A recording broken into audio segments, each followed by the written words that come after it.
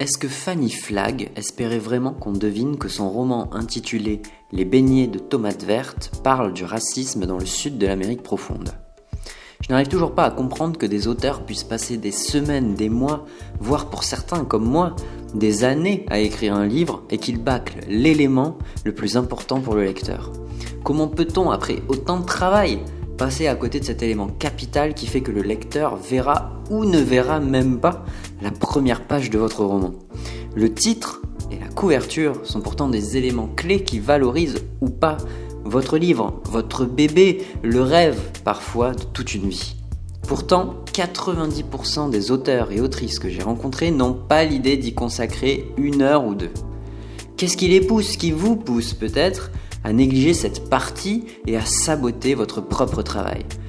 On regarde ça ensemble dans l'épisode 53 de 6ème de couverture que je vous résume ici en 5 minutes. Reprenons calmement. Imaginons que nous sommes à table, autour d'un bon repas ou de quelques biscuits apéro, et que je vous lance « Hey, j'ai lu un livre la semaine dernière qui s'appelait « Vivre en couple, c'est l'inévitable routine ». Vous allez me dire « Ah, chouette !» Et vous allez penser secrètement « Ouais, je sais déjà ce qu'il va me dire ce bouquin, et si on parlait plutôt d'autre chose ?»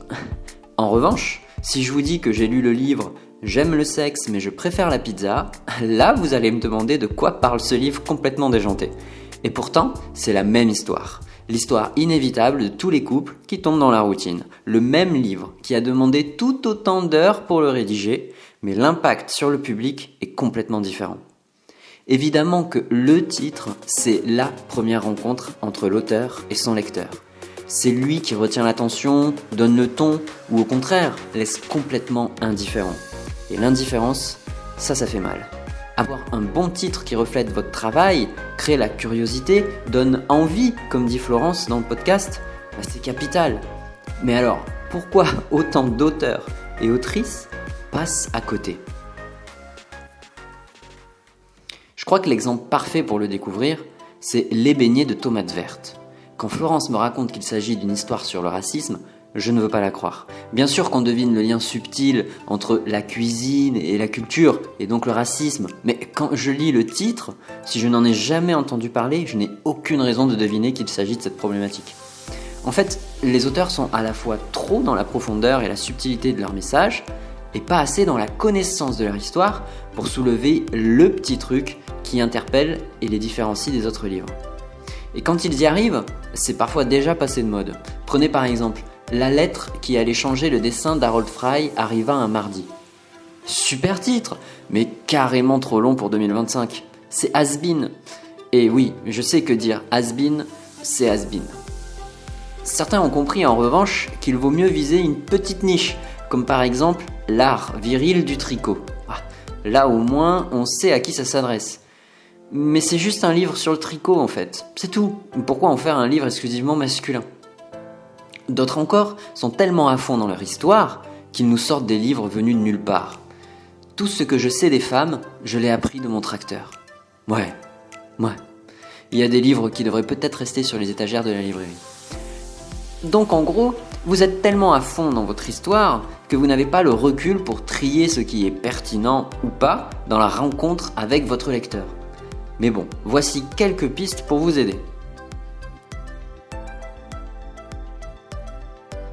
Il y a 5 grandes stratégies pour trouver un titre percutant. 1. Utiliser des mots tirés du livre. C'est court, mais évocateur.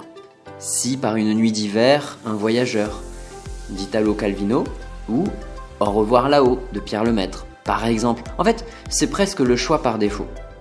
2. Il y a l'incohérence maîtrisée, pour surprendre avec un paradoxe accrocheur.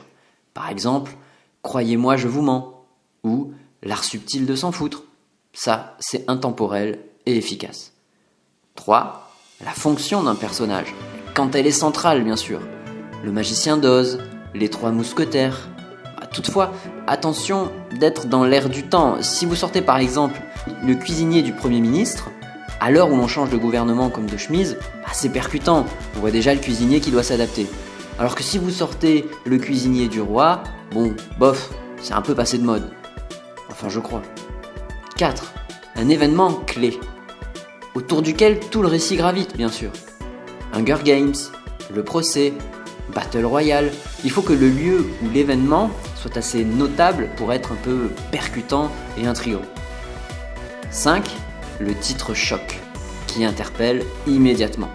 Vous avez deviné que moi, je raffole de cela. Pourquoi j'ai mangé mon père ? Ou j'irai cracher sur vos tombes ? Ou encore 50 façons de tuer sa mère. Devriez-vous manger votre chat ? Petite astuce, vérifiez toujours si le titre n'est pas déjà pris sur le site de la BNF.